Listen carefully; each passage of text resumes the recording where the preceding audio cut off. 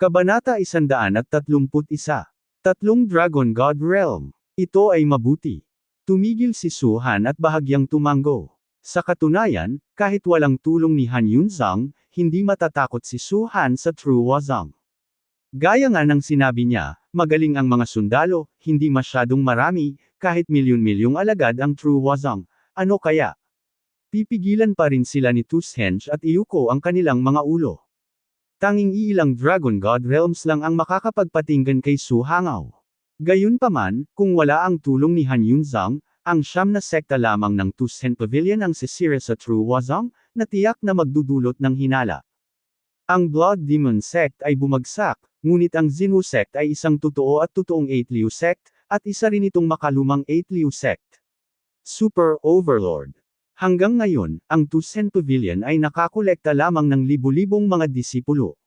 Sa libu-libong taong ito lamang, masisira ba ang isang sektang 8 liu na may daan-daang libong disipulo?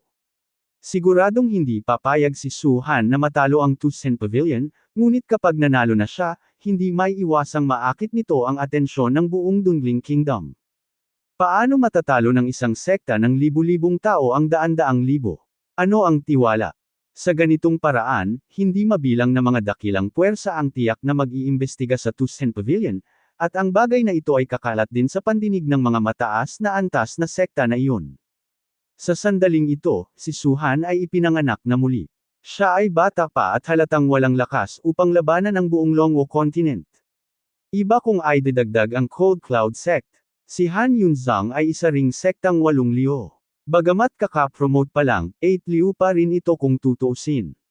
Medyo exaggerated na talunin ang totoong Wazang ng kaparehong level, pero hindi imposible. Sa Longwo Continent, dati ay may mga super sect na kaka-promote pa lang at pumatay sa mga lumang super sects. Ang Giant Island ay isang magandang halimbawa. Tuldok. Hindi nagtagal, hinayaan ni Han Yunzang ang tatlong Dragon Peel Realm Peak Powers na dumating kay Su Han. Sa tatlong Dragon Peel Realms, isa sa kanila ang Deputy Chief ng Hanyun Sect Hichong. Ang dalawa pa ay ang mga matatanda ng Hanyun Sect, at ang kanilang katayuan ay nasa ilalim lamang ng Suzerain at Deputy Suzerain, na sina Lin Tao at Yuni. Bago umalis, hiniling ni Su Han kay Ling Qinghai na maghanda ng ilang materyales, na naglalayong magtatag ng teleportation formation sa Cold Cloud Sect. Sa hinaharap, ang pakikipag-ugnayan sa Cold Cloud Sect ay tiyak na magiging sobrang malapit, at kapag ang True Wazang ay nagsimula ng isang pag-atake, ang teleportation formation ay maaari ring payagan ng Cold Cloud Sect na sumugod ng mabilis. Tushenge Pavilion, residente ng Zhangmen. Talagang marami ang gustong sumali sa Tushenge Pavilion. Tumingin si Hichong sa mahabang hanay ng mga dragon sa likuran niya na hindi alam ang distansya, at ngumiti. Mukhang ang labanan sa pagitan ng God Tushenge Pavilion at ng Blood Demon Sect ay talagang isang mahusay na reputasyon. Alam niya na noong ang Tushenge Pavilion ay naitatag pa lamang, kahit na ang mga kondisyon para sa pagtanggap ng mga disipulo ay napakababa, walang sinuman ang gustong sumali sa Tushenge Pavilion. At ngayon, ito na ang ikatlong araw, at napakaraming tao pa rin. Bagaman maraming tao, kakaunti ang mga kapaki-pakinabang. Umiling si Su Han. Oo, wala talagang maraming taong may talento, pero pwede ka ring umatras. Kung tutuusin, ang mga disipulong pinalaki ng maraming sekta ay pang-deterrence lang, hindi talaga ginagamit sa pakikipaglaban. Sabi ni Hichong. Shock.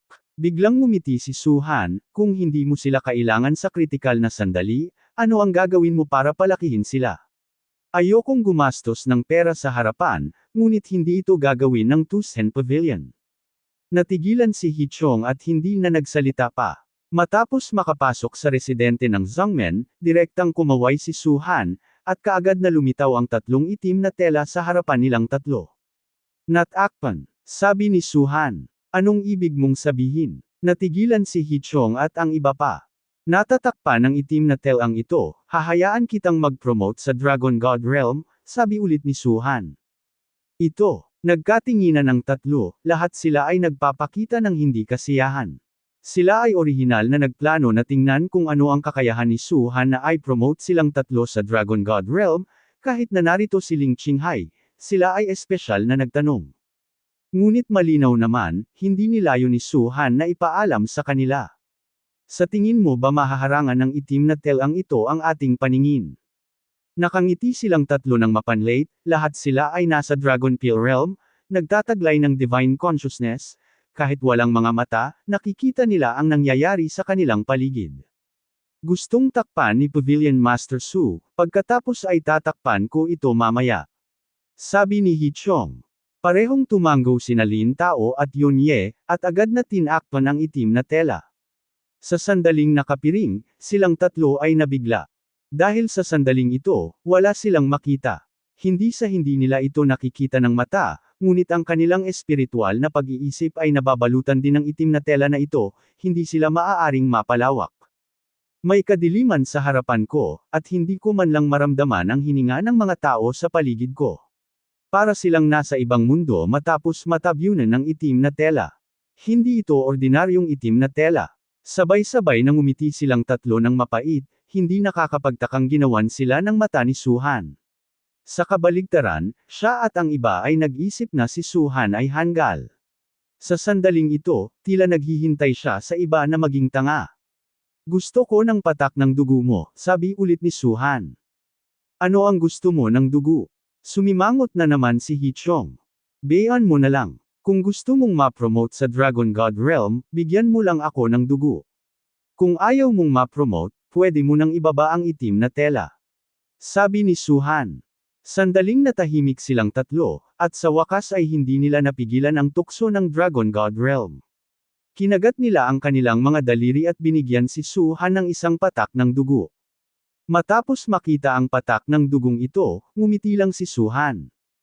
Tara na. Tumalikod si Su Han at hinayaan sina Liu Yun at Hong Chen na pangunahan si Hichong sa teleportation array. Sa kuwebang iyon, naglagay din si Su Han ng teleportation array, at ang teleportation array na iyon ay hindi tulad ng ordinaryong teleportation array, ngunit isang cryptographic teleportation array. Dapat mayroon kang password na ibinigay ni Su Han bago ka makapasok. Wow! Ang lahat ay kumikislap, at dumating sila sa kuweba sa isang kisap mata.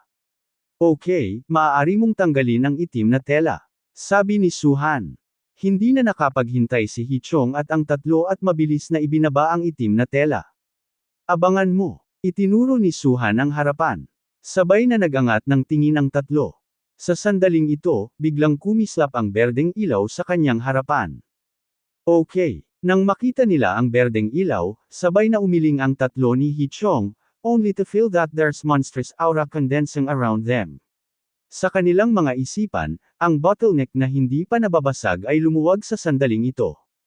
Ang mga eksena sa pagsasanay ay umuusbong sa kanilang isipan, hindi kung ano ang kanilang naranasan, ngunit kung ano ang naranasan ng iba. Ngunit ang karanasang ito, tulad ng kanilang karanasan, sa ebolusyong iyon, ang kakilakilabot na presyon ay dahan-daang lumitaw mula sa kanila. Boom! Sa isang tiyak na sandali, ang mga damit ni Hichong ay nanginginig, at ang pamimilit sa kanyang katawan ay sumailalim sa isang qualitative change sa sandaling ito. Nang tanggayan, parang bagyo. Kung hindi dahil sa pagbaril ni Su Han, natatakot ako na parehong matatanggal sina Hong Chen at Liu Yun sa pamamagitan ng pressure na ito. Ako, hindi makapaniwala si Hichong, naramdaman ang namuong multo sa kanyang katawan, na bumubulong, I just broke through. Boom! Kaagad pagkatapos ni Hichong, dalawang nakakagulat na pamimilit ang lumabas. Ang pressure na ito ay nagmula kina Lin Tao at Yun Ye. Ang simbolo ng Dragon God Realm ay ang pagkakaroon ng Primordial God sa katawan. Ang Primordial God na ito ay eksaktong kapareho ng kanyang sarili. Ang pinakadakilang function nito ay ang mag-imbak ng Dragon Power at mapahusay ang kapangyarihan ng Dragon Power, iyon ay, magkaroon ng pangalawang buhay. Isang malakas na tao na nakarating sa Dragon God Realm, hanggat ang kaluluwa ay immortal, ang kanyang buhay ay masasabing immortal. Kahit libu-libong beses mamatay ang katawan, basagin ng bombardment, at maging wala, hanggat nandoon pa ang kaluluwa, mabubuhay pa rin. Ito ba ang lakas ng Dragon God Realm? Ikanaway ni Hichong ang kanyang kamay sa hindi makapaniwala, walang espiritu ng dragon na lumitaw, ni hindi siya gumamit ng anumang kapangyarihan, iwagayway lamang ang kanyang kamay ng malumanay, at nagkaroon ng pagsabog sa espasyo sa kanyang harapan. Sobrang cool. Lubhang nasa sabik din sina Lin Tao at Yun Ye. Bagamat sila ang rurok ng Dragon Peel Realm, hindi sila kailanman nang ahas na maabot ang Dragon God Realm. Pagkatapos ng lahat, napakahirap na masira ang maliit na kaharian sa Dragon Peel Realm lamang, at sa Dragon God Realm, bilang karagdagan sa mayamang aura ng langit at lupa, kailangan ang isang kaharian. Kung ikukumpara sa realm, heaven and earth aura is really nothing. Ang langit at lupang aura na ito ay makukuha sa medicinal peel, mula sa mga espiritual na bagay, basta may pera ka mabibili mo ito. Ngunit ang kaharian ay hindi mabibili ng maraming pera. Nung kakalusot pa lang nila, ang ebolusyon ng kaharian sa kanilang isipan, ang pag-unawa sa paglilinang, lahat ay nagpakalasing sa kanila, kung hindi dahil sa pambihirang tagumpay, talagang ayaw nilang magising. Ang ganitong uri ng mahalagang pagkakataon, alam na alam nila na hindi ito maaaring matugunan. Pakiramdam ko ang kasalukuyang ako ay maaaring pasabugan ang tuktok ng Dragon Core Realm sa isang suntok. Huminga ng malalim si Yun Ye. You just broke through, and you still can't control the power of the Dragon God Realm. You need more stability. Ang boses ni Su-han ay nanggaling sa gilid, pero tama talaga ang sinabi mo. Malaki ang pagkakaiba sa pagitan ng Dragon God Realm at ng Dragon Peel Realm. Hanggat lumampas ka sa limitasyong ito at sumuntok sa rurok ng Dragon Peel Realm, posible talaga. Paano ka nakalusot? Dahil kaya sa green light na iyon. Palihim na nag-isip ang tatlo ni Hichong sa kanilang mga puso.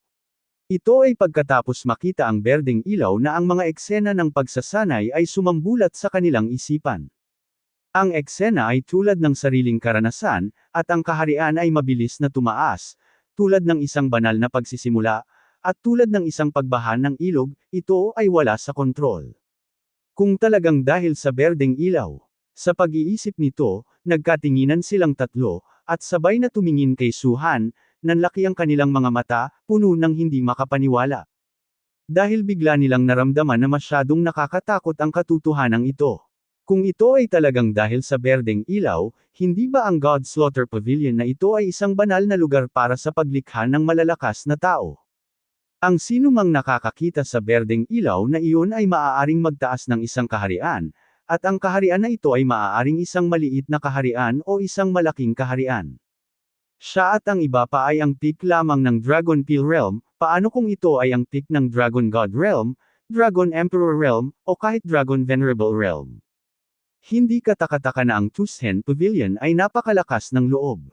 Itong paglikha lamang ng banal na lugar para sa malalakas, natatakot ako na ang Tushen Pavilion ay maabot ang tuktok ng Longwo Continent. Hichong sighed in his heart, hindi ko talaga alam kung paano nila natuklasan ang lugar na ito. Dahil tapos na ang promosyon, bumalik ka na rin. Tumingin si Su-han sa tatlo, biglang nanlamig ang kanyang mga mata.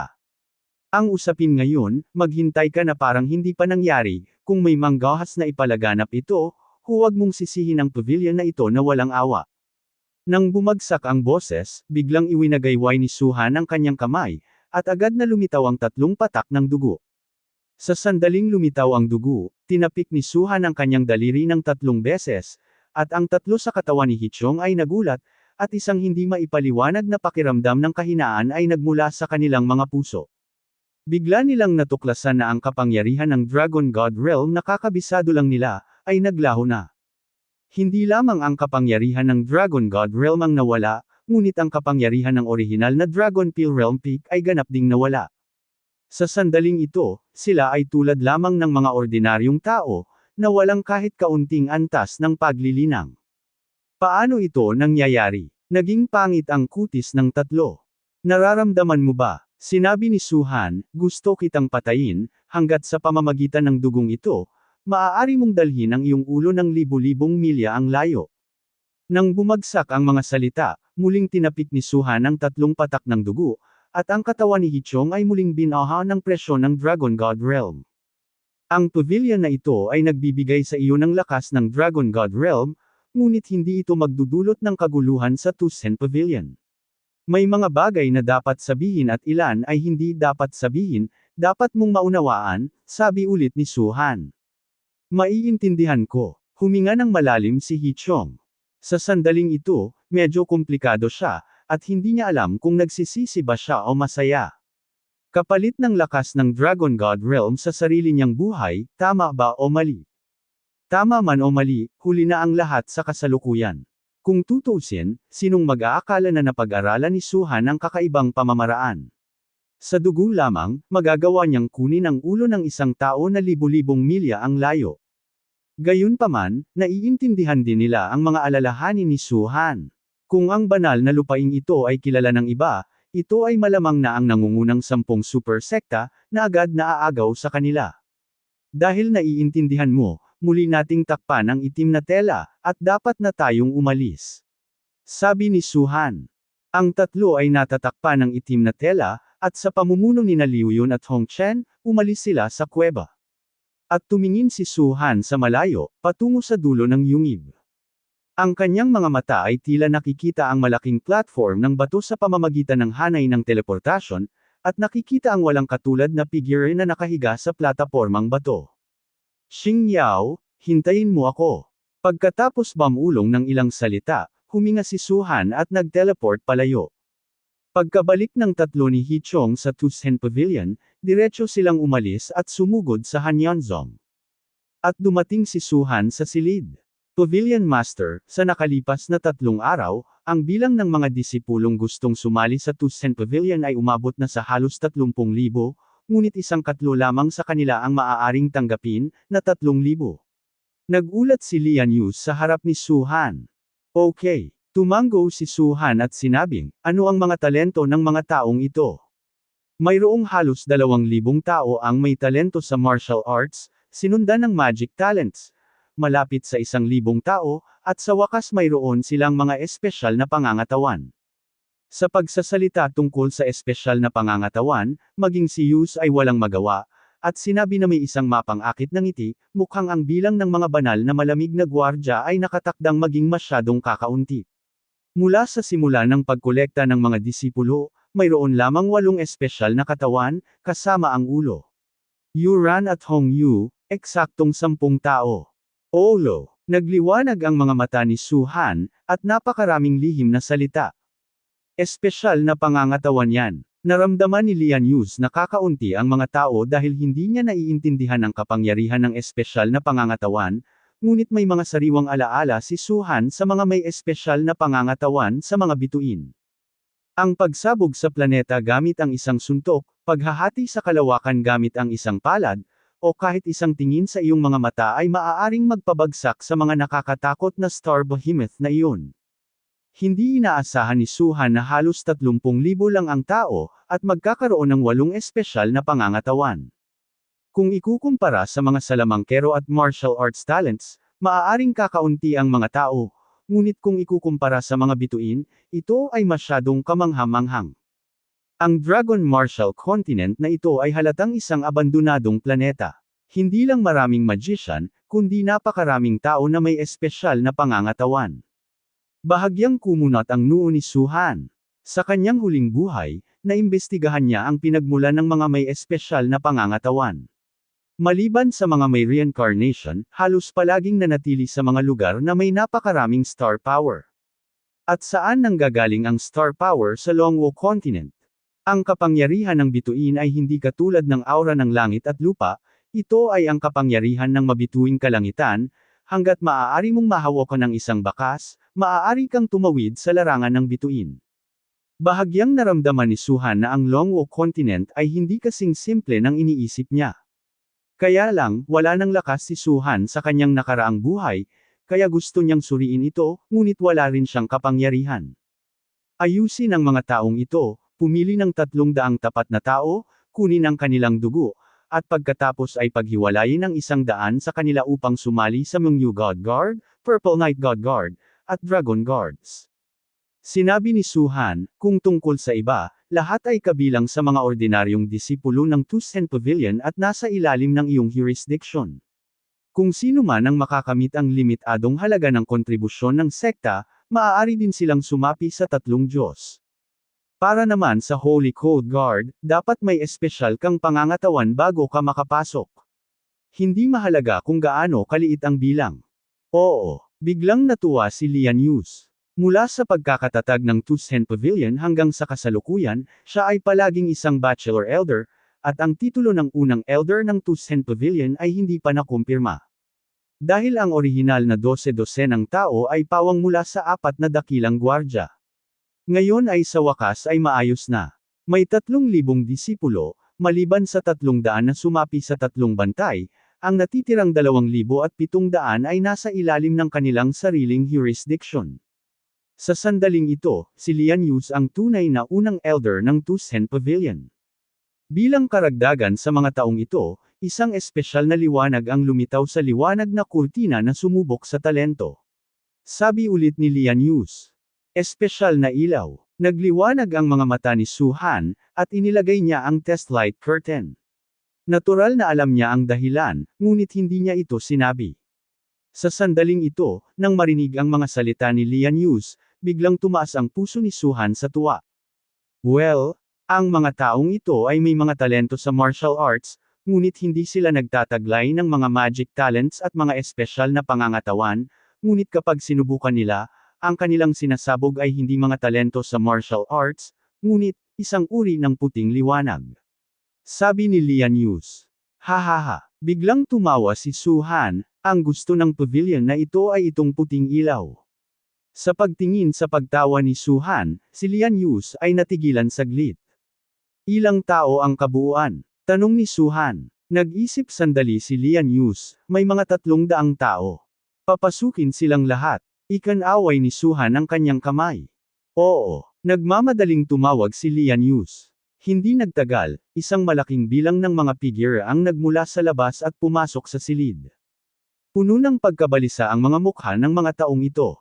Sa panahon ng pagsubok, ang liwanag na sumisikat ay ganap na naiiba sa iba. Para sa kanila, hindi alam kung ang liwanag na ito ay mabuti o masama. Hindi bababasa, hindi sila pinayagang sumali sa Tusen Pavilion noong panahong iyon. Bakit hindi ka nagsilot? Biglang sigaw ni Lian Yus. Ang mga taong ito ay nanginginig ang kanilang mga katawan at nagmamadaling lumuhod sa isang tuhod, na nagsasabing, tingnan ang Pavilion Master. Bumangon kayong lahat. Medyo naramdaman ito ni Su Han, at itinuro ang isa sa mga magagandang babae, ano ang pangalan mo?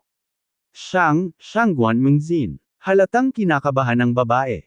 Maaari siyang magtanim, ngunit isa lamang itong Dragon Vein Realm, at isa lamang itong Dragon Vein Realm na may 3 Dragon Veins. Ang ganitong uri ng talento ay mas malakas lamang kaysa sa mga ordinaryong tao, at kung sabihin, ito ay may higit na lakas. 3 Dragon Veins, ilagay sa anumang sekta, ay hindi kokolektahin. Handa pa nga si Shangguan Mengzi na ailay ang sarili kay Su Han, dahil kailangan niyang sumali sa Tusen Pavilion, at pagkatapos lamang niyang makapasok sa Tusen Pavilion ay maipaghiganti niya ang kanyang mga magulang. Mukhang magdadagdag ako ng isa pang God Guard sa God Slaughter Pavilion. Ngumiti si Su Han, na ikanalitaw ni Lian Yus. Gusto mo bang magdagdag ng isa pang grupo ng bantay? Hindi kaya ang mga talento ng mga taong ito ay parang mga magic talent, na mga espesyal na talento? Sa inyo, ang pinakamataas ay ang Dragon Blood Realm. Ang ganitong uri ng cultivation ay nakalagay sa Dragon Martial Continent, na masasabing nasa ibaba. May liwanag sa mabituing mga mata ni Su Han, ngunit ako, Tusen Pavilion, ay magagawa kang isang superpower sa Longwo Continent, walang makakapantay.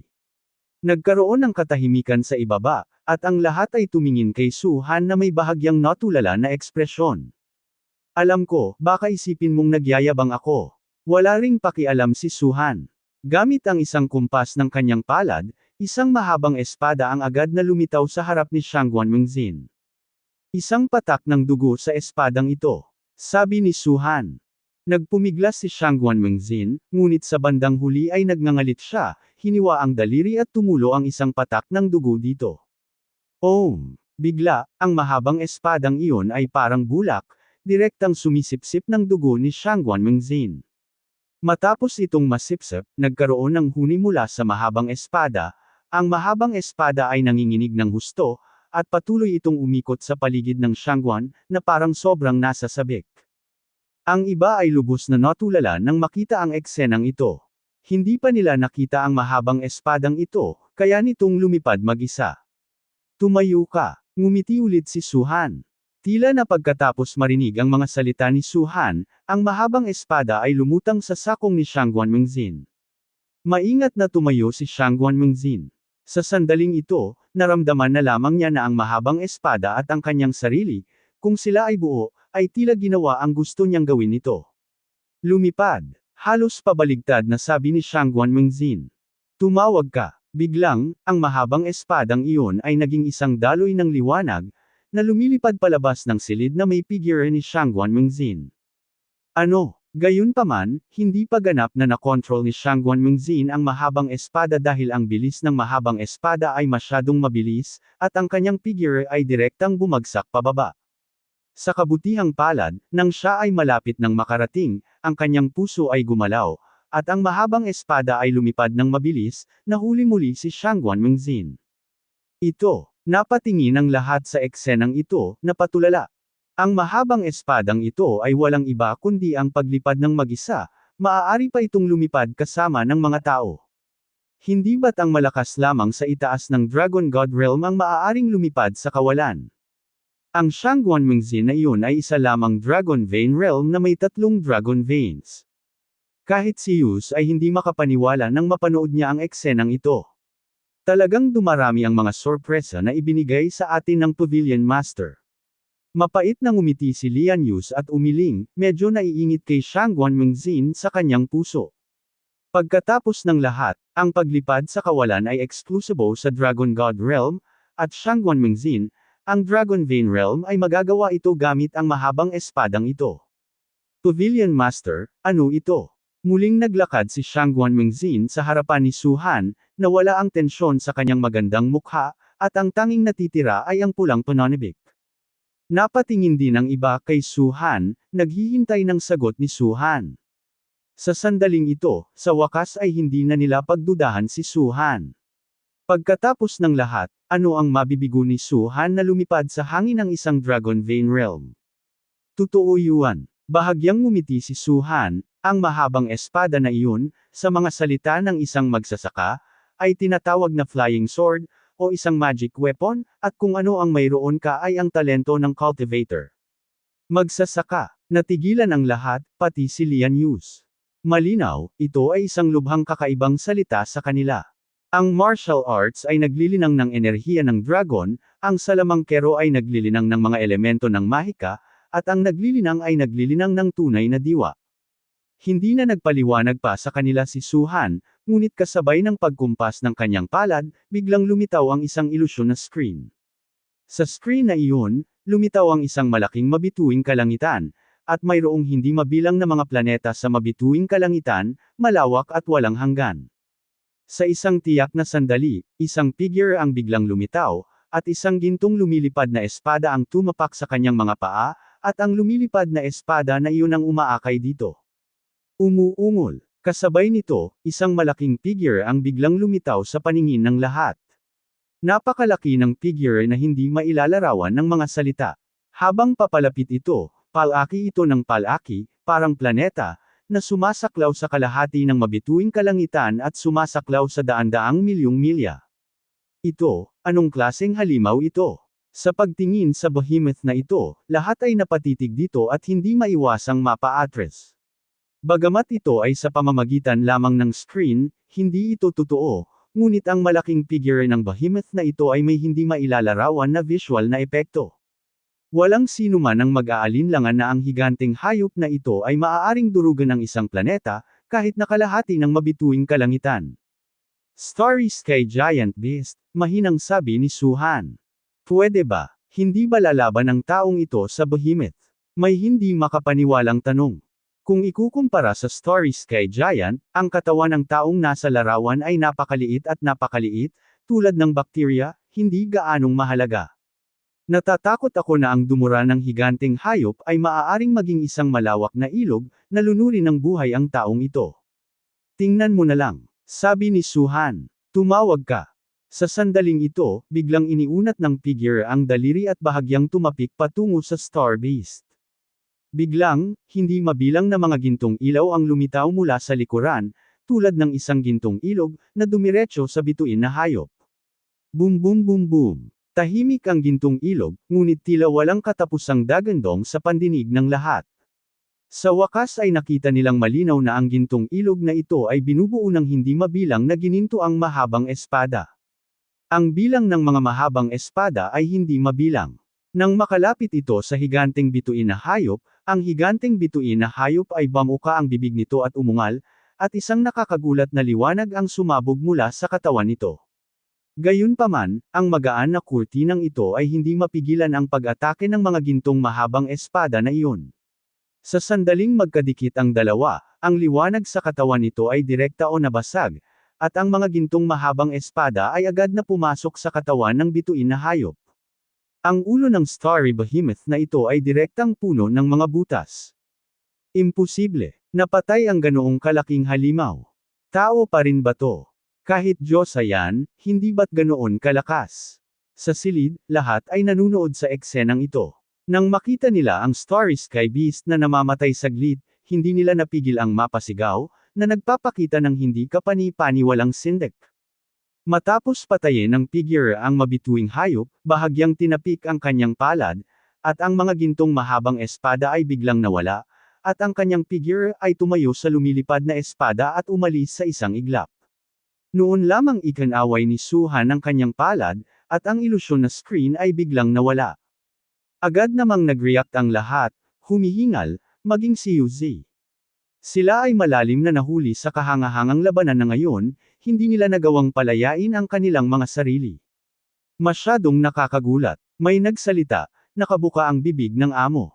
Ang behemoth na ito sa mabituing kalangitan, sa katunayan, tulad ng iniisip mo, maaari nitong sirain ang isang planeta gamit ang isang paa, iyon ay, ang Dragon Venerable Realm sa Longwo Continent.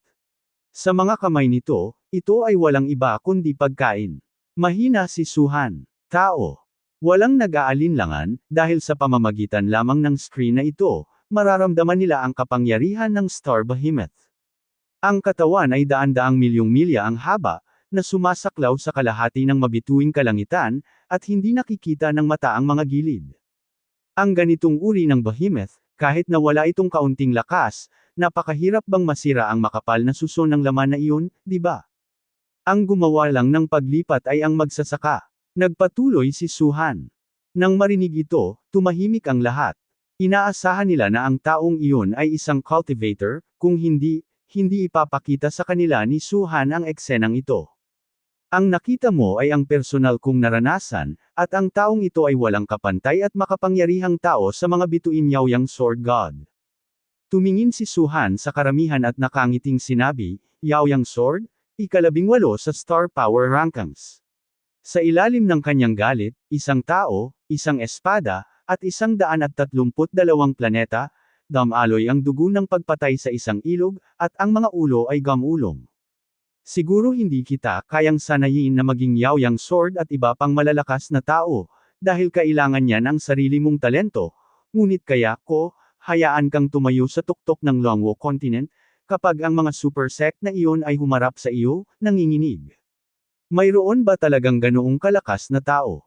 Hindi maiwasang magtanong ni Shangguan Mengzin. Siyempre, at buhay pa siya ngayon. Ngumiti si Suhan at sinabi, hindi mababaw ang relasyon ko sa kanya. Kapag umalis ka sa Longwo Continent sa hinaharap, kung may pagkakataon ka, ipapakilala kita sa kanya. Talaga, biglang natuwa ang lahat. Ang Longwo Continent ay orihinal na isang lugar kung saan hinahangaan ang lakas. Sa isang suntok, winalis ng espadang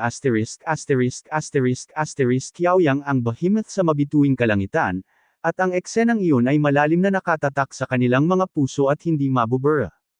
Kung talagang swerte ka na nakilala mo ang isang totoong tao, ano ang pakiramdam?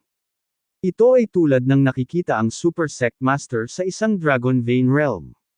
Ang uri ng paggalang at paghanga ay hindi mailalarawan sa mga salita. Siyempre, maaaring hindi naniniwala ang ilang tao na alam talaga ni Suhan ang espada na si Yaoyang. Ngunit anuman ang mangyari, basta't magagawa sila ni Suhan na isang cultivator ay sapat na. Gusto kong sumali sa Tusen Pavilion, gusto kong maging cultivator. Agad na sumigaw si Shangguan Mengzin. Bagamat hindi nagsasalita ang iba, nakikita na nila ang kanilang mga iniisip mula sa kanilang mga mukha. Ito ay mabuti. Tumango si Su Han, napunta ang tingin niya kay Shangguan Mengzin. Sa simula pa lang, naramdaman ni Su Han na ang talento ni Shangguan Mengzin sa paglilinang ay talagang ang pinakamataas sa mga taong ito. Mula ngayon, magdaragdag ang Tusen Pavilion ng isa pang grupo ng gwardya, na tinatawag na Starry Sky Guard. Shangguan Mengzin, ikaw ang pinuno ng Star Guards Regiment simula ngayon. Sabi ni Su Han. Ako. Natigilan si Shangguan Mengzin. Huwag kang magmadali. Salamat Pavilion Master. Paalala ni Lian Yu sa gilid. Salamat, Pavilion Master, at Pavilion Master. Ang personalidad ni Shangguan Mengzin ay medyo katulad ni Xiao Yuren, ngunit halatang mas mature siya kaysa kay Xiao Yuren. Simula noon, ang Tusen Pavilion Guards Group ay nagdagdag ng isa pang Star Guards. Mula sa orihinal na 4 na regiment ng gwardya hanggang sa kasalukuyang 5 regiment ng gwardya, at ang regiment ng mga gwardya ng bituin ay ang pinakamarami pa rin sa 5 dakilang gwardya. Maaaring bihira ang mga magsasaka sa kontinente ng Longwo, ngunit nasa lahat sila sa larangan ng bituin. Kung ikukumpara sa salamangkero, mahirap sabihin kung alin ang malakas o mahina, dahil ito ay dalawang magkaibang antas ng paglilinang. Minsan ay nakita ni Su Han ang isang super magic na dumaan sa ilang tribulation at transformation immortal powerhouses, at nakakita rin siya ng powerhouse tulad ng Yaoyang Sword na desperadong tumakas sa pamamagitan ng pagpatay sa ilang magic god gamit ang isang sword. Anuman ang uri ng paraan ng paglilinang, kailangan mong tingnan ang iyong sariling lakas. Ang isang salamangkero ay higit na mahina kaysa sa isang magsasaka, dahil ito ay nangangailangan ng oras upang gumawa ng mahika, at sa panahong ito, kung walang sinuman ang nagpoprotekta o nagpoprotekta sa sarili, malaki ang posibilidad na sila ay papatayin bago sila magkaroon ng oras sa paggawa ng mahika. Gayunpaman, hanggat matagumpay na nagagawa ng magician ang kanyang magic, tiyak na mas mataas ang kanyang attack power kaysa sa isang practitioner na kapareho ng level. Sa kabaligtaran, kahit na ang magsasaka ay may mas mababang kapangyarihan sa pag-atake, ang kanyang kakayahang magligtas ng buhay ay napakalakas. Sa pagitan ng dalawa, ang bawat isa ay may sariling kalakasan at kahinaan. Siyempre, ito man ay medyo o isang kahinaan, hindi bababa sa ang mga salamangkero at mga magsasaka ay higit na mas malakas kaysa sa mga kaharian na ito ng Longwo Continent. Masasabing iba na ang antas ng buhay. Tulad ng mga low-level, intermediate, at high-level na mga lugar ng bituin sa Starfield, ang mga lugar kung saan nakatira ang mga magician at cultivator ay nasa high-level star fields, habang ang Longwo Continent ay isa lamang sa mga pinakamababang antas, mga patlang ng bituin. Mahina ang inabandu ng planeta. Tumanggap ng mga disipulo ang Tusen Pavilion at nagpatuloy. Sa orihinal, hindi plano ni Su Han na tumanggap ng napakaraming disipulo, at hindi niya inaasahan na napakaraming tao ang magpapalista, ngunit ang bilang ng mga taong gustong sumali sa Tusen Pavilion ay kasiya siya. Lalo na ang ratio ng espesyal na pangangatawan na iyon ay nagulat kay Su Han, kaya pansamantala niyang binago ang kanyang desisyon at nagplanong dagdagan ang bilang ng mga disipulo sa 10,000. Bilang isang sekta ng Siyam na Liu, 10,000 mga disipulo, talagang hindi marami. Ngunit si Su Han ay lumabas ng silid pagkaraan ng ilang araw, kumuha ng 2 spar, at ibinigay ito kina Liu Yun at Hong Chen. Liu Yun, masusubok ng spar mo ang lakas ng magic element sa isang lugar. Kapag nakahanap ka ng matibay na lugar, aabisuhan mo kaagad ang sekta. Hong Chen, itong spar mo ay maaaring subukan ng aura ng langit at lupa sa isang tiyak na lugar. Tulad ng dumadaloy na ulap, kung mayroong isang malakas na lugar, ang spar ay natural na magniningning. Oo. Pareho silang tumango bilang pagsang-ayon. Hindi nagtagal ay lumabas na silang dalawa at naghanap kasama ang kani-kanilang mga bantay. Ang Tusen Pavilion ay hindi katulad ng ibang mga sekta. Ang aura ng langit at lupa lang ang kailangan nito, dahil ang Tusen Pavilion ay mayroong mga salamangkero, kaya kailangan mong maghanap ng mga lugar kung saan mayaman ang mga magic elements na iyon. Tulad ng cultivation realm ng Longwo Continent, ang mga tao ng Longwo Continent ay gumagamit ng mga spirit stone para sa cultivation, habang ang mga magician ay gumagamit ng magic crystals. Alam ni Su Han na ang kontinente ng Longwo na ito ay napakalaki at napakayaman sa mga elemento ng mahika, tiyak na maraming lugar na mayaman sa mga magic crystal. Kapag natuklasan ang mga lugar na ito, ang Tusen Pavilion ay ganap na magkakaroon ng tumataas na kabisera, kung hindi, ito ay malayo sa sapat upang sumipsip ng mga mahiwagang elemento. Tungkol naman sa aura ng langit at lupa. Ito ay talagang sakit ng ulo para kay Su-han. Dahil sa Star Guards, ang mga taong nangangailangan ng langit at lupang aura ay hindi na lamang mga nagsasanay ng martial arts. Sa kabaligtaran, ang magsasaka ay nangangailangan ng hindi mabilang na langit at lupa na aura kaysa sa martial artist. Walang nakikipaglaban para sa mga mahiwagang elemento, ngunit ang aura ng langit at lupa ay lubhang kailangan ng buong kontinente ng Longwo. Lalo na't parami ng parami ang mga alagad ng sekta. Kung ang mga mapagkukunang ito ay hindi matagpuan sa lalong madaling panahon, hindi nila mapapanatili ang kanilang paglilinang. Sa kabutihang palad, pagkatapos sirain ang Blood Demon Sect, nakatanggap ang Tusen Pavilion ng ilang gintong barya. Bagamat nagbalik ito ng 500 milyon sa Wanbao Pavilion, mayroon pa ring higit sa 300 milyon ang natitira, at mayroong dalawang malalaking minahan na maaaring mapanatili sa ilang sandali. Makalipas ang 3 araw, pamilya ni Lin, Yuanshan County. Pumunta dito si MS Xiao, talagang nagpakinang si Lin J. Pongzhen. Sa Lin Family Chamber, halos lahat ng senior na miyembro ng Lin Family ay naririto, napapaligiran ng Lin Family Keking, at sa pangunahing upuan, si Lin Chengsong ay ibinuka ang kanyang bibig na may ngiti sa kanyang mukha.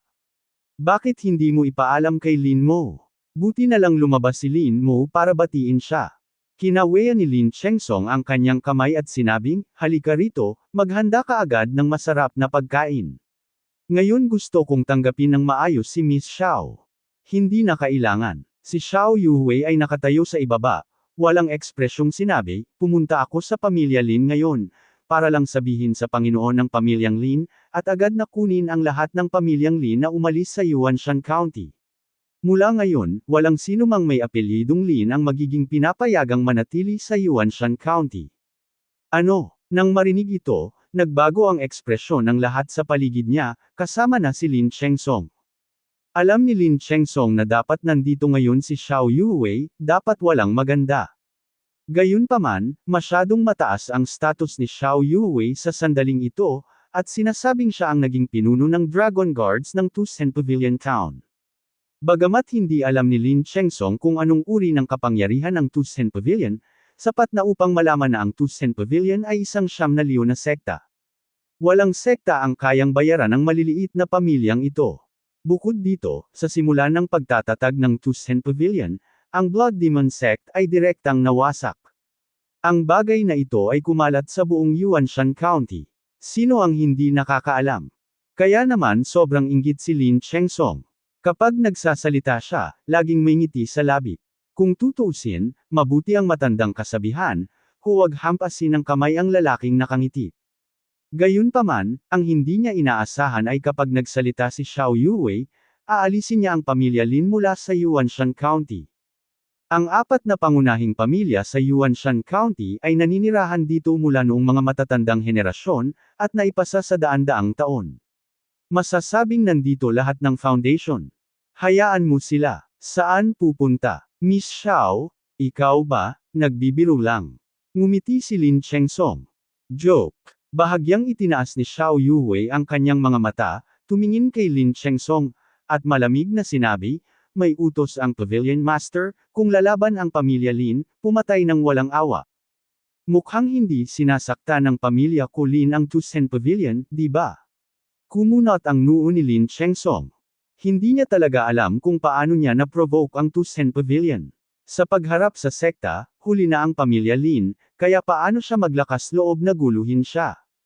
Hindi ka ba na-offend? Biglang ngumiti si Xiao Yuhui at sinabing, sa simula, ang pamilya Lin at ang pamilya Chen ay magkasamang kinubkob ang pamilyang So. Gusto nilang patayin ang Pavilion Master at ipaghiganti ang iyong anak. Sabihin mo sa sarili mo, nasaktan mo ba ito? Malaking pagbabago ang ekspresyon ni Lin Chengsong nang sabihin niya ito. Ang ibig sabihin ng head Xiao ay, ang Panginoon ng Tusen Pavilion ay si Su-han. Hindi makapaniwala si Lin Chengsong. Paano naman yun? Kung gayon ang Su-han ay isang Dragon Vein Realm lamang, paano ito magiging posible na magtatag ng isang sekta? Joke, hindi ako naniniwala. Hindi lamang hindi naniwala kay Lin Chengsong, ngunit ang maraming keking sa ibaba, at iba pa, ay nagsalita din ng may pagtataka. Ang Lin family at ang Chen family ay talagang kinubkob ang Su family para sa isang bagay, at iyon ay ang pagpatay kay Su Han. Ngunit si Su Han ay nailigtas ng pamilya Xiao, at wala silang magawa. Ngunit tinawag ito ni Xiao Yuwei na Pavilion Master. Sino pa kaya kung hindi si Su Han?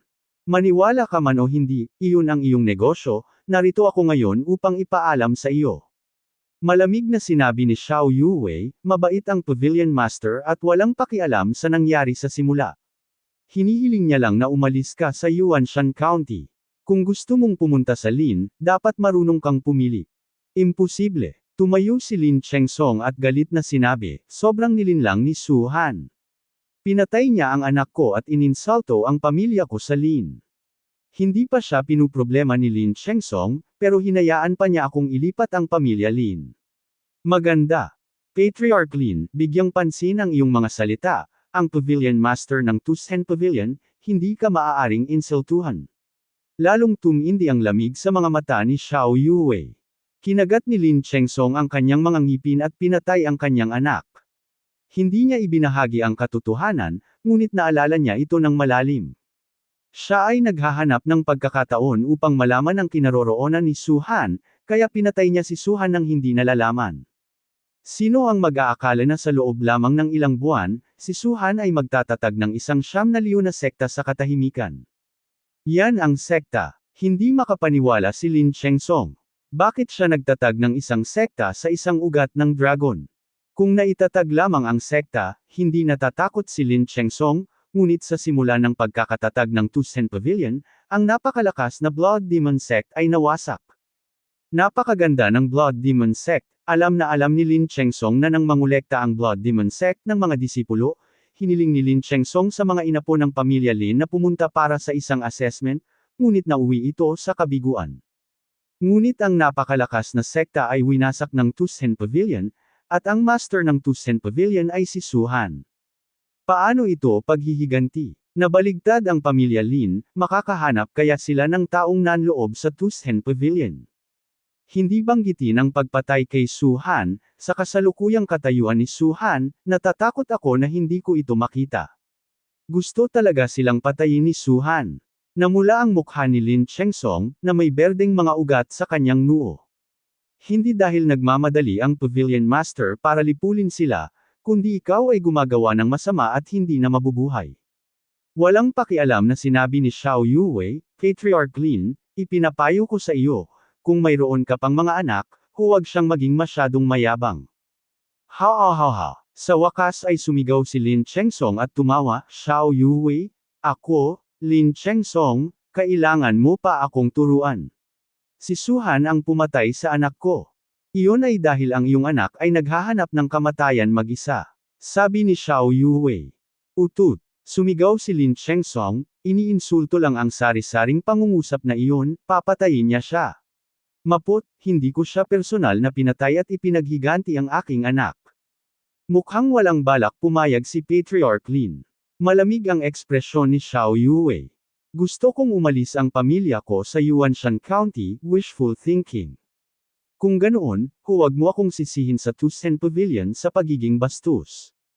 Ikanaway ni Xiao Yuwei ang kanyang palad, Zinlong Shenwei. Shoo! 9 na tao kaagad ang sumugod mula sa labas, at hindi sila napigilan ng mga gwardya ng pamilya Lin. Ang 9 na tao na ito, kabilang si Xiao Yuwei, ay binubuo ng kabuoang 10 tao, na lahat ay mula sa Dragon Guards. Patayin! May pagpatay sa mga salita ni Xiao Yuwei. Sa iyo lang, gusto mong sirain ang pamilya ko Lin. Umiwas ng tingin si Lin Chengsong at agad na nakita ang antas ng cultivation ng mga taong ito. Si Xiao Yuwei ang pinakamataas at nakakultivate na sa tuktok ng Dragon Blood Realm. Ang iba ay nasa huling Dragon Blood Realm. Kung ikukumpara sa kanila, ang pamilya Lin ay napakaraming master, at kakaunti lang ang nasa Dragon Spirit Realm. Sila mismo ay si Lin Chengsong at ilang mga keking. Tulad ng para sa Dragon Blood Realm, mayroong 12 ng mga ito. Nadama ni Lin Chengsong na ang pagsupil sa bilang ng mga master ay madaling pumatay kay Xiao Yuwei at iba pa. Sa tingin mo napakatalino mo, kaya mo talagang walisin ang lahat. Pulang dugo ang mga mata ni Lin Chengsong, Xiao Yuwei, kung magsasanay ka pa ng 10 o 8 taon, hindi talaga ako magiging kalaban mo, ngunit sa iyo sa sandaling ito, hindi ito gagana. Lahat, gawin agad, pumatay ng isang tao, 100,000 gintong barya. Nang marinig ito, biglang nagningning ang mga mata ng pamilyang Lin na si Keqing. 100,000 gintong barya, kahit na guest ito ng Dragon Spirit Realm, kailangan ng 1 taon na sweldo para makakuha ng ganoon kalaki. Kung kaya mong patayin ang lahat ng mga taong ito, maaari kang makakuha ng buong 1,000,000 gintong barya. Hahaha, hindi kayang sirain ng Blood Demon Sect ang Tusen Pavilion, pero hayaan ang pamilya kong Lin na pumatay ng ilang tao para subukan. Sa pangungutya, dumiretso ang pamilya Lin sa Zinlong Shenwei. Tuldok tuldok tuldok. Makalipas ang kalahating oras, bago ang mansyon ng pamilya Lin, si Xiao Yuwei at ang iba pa ay kalmadong lumabas. Tumingin siya pabalik sa Lin family mansion, bahagyang nag-isip, at biglang nag-sword. Boom! Sa mansyon, mayroong isang plaque na nakaukit na may mga karakter na, Lin family, na nahati sa kalahati sa isang putok. Ang Lin family, ay isa sa 4 na pangunahing pamilya sa Yuanshan County. Ito ay minana sa daan-daang taon at sumasakop sa isang mahalagang posisyon sa Yuanshan County. Ngayon, tinapos ni Zinlong Shenwei ang mana ng pamilya Lin. Sa kalendaryong Longwo 87,764, ika-20 ng Hulyo, ang Lin family extinct. Tuldok tuldok tuldok. Sa sandaling ito, sa pamilya ni Su, may isang makisig na lalaking nakaputi, nakaupo sa pangunahing upuan. Mayroon ding isang tao na nakaupo sa tabi nito, at 12-dosenang mga tao ang nakatayo sa likuran niya, lahat ay may malamig na ekspresyon at nakamamatay na layunin. Su Han, si Su Yunchen, Su Yunpang, at Su Yunlai ay nakatayo lahat sa harap ni Su Han. Si Su Yunchen at Su Yunpang ay tumingin kay Su Han nang may takot. Sa kabilang banda, kalmado ang matandang mukha ni Su Yunlai, na para bang inaasahan niyang darating ang araw na ito. Su Yunchen. Umupo si Su Yunming sa tabi ni Su Han at tumingin kay Su Yunchen at sinabing, "Sinabi ko sa iyo noong araw na iyon para hayaan kang mag-enjoy." Pagkatapos ng lahat, ang oras ng pagiging pinuno ng bahay ay hindi masyadong mahaba. Naaalala mo ba ito? Panipik. Pang-4 na gulang, lahat tayo ay magkakapatid, kaya't hindi natin kailangang sabihin ang mga maluhong salita na ito. Napangiwi si Su Yunchen. Inilibot ni Su Yunpang ang kanyang mga mata at ngumiti kay Su Han, "Hanner, ilang buwan na kitang hindi nakikita. Malaki ang iyong pinayat. Nagkataon lang na ipinagkatiwala ng ikatlong tiyuhin ang ilang espesyal na produkto mula sa Yunyang County. Bakit? Hindi na kailangan." Tinapik ni Su Han ang kanyang daliri sa upuan at mahinahong tumingin sa dalawang tao. "I once said that when I board the Cold Cloud Sect, hihintayin kita at luluhod para magtapat." Nang marinig ito, parehong nanginig sina Su Yunchen at Su Yunpang at naging pangit ang kanilang mga mukha. Sinabi nga ito ni Su Han sa simula, ngunit wala silang pakialam. Pagkatapos ng lahat, ang mga ugat ng dragon ni Su Han ay ganap na nabali sa oras na iyon, at ito ay isang basura. Ngunit sino ang mag-aakala na pagkatapos ng ilang buwang pagkawala, si Su Han ay magiging pavilion master ng isang Nine Liu sect? Su Han. Nagsalita si Su Yunlai, na parang hindi mabilang na taong gulang na siya, at sinabi sa mahinang boses, "Ikaw ay natiwalag sa pamilyang Su at wala kang kinalaman sa pamilyang Su, kaya ang mga bagay na pinagyusig kanila sa simula ay hindi binibilang. Sa tingin mo ba?" Tumingin si Su Han kay Su Yunlai, "Bueno, bibigyan ko ng 2 pagpipilian ang pamilyang Su. Una, hayaang lumuhad sa harap ko ang Panginoon ng pamilyang Su at si Su Yunpang para umamin. Pangalawa, kunin ang pamilya Su at umalis sa Yuanshan County." Pagdating sa 3 salitang, Patriarch Su, mapait si Su Han.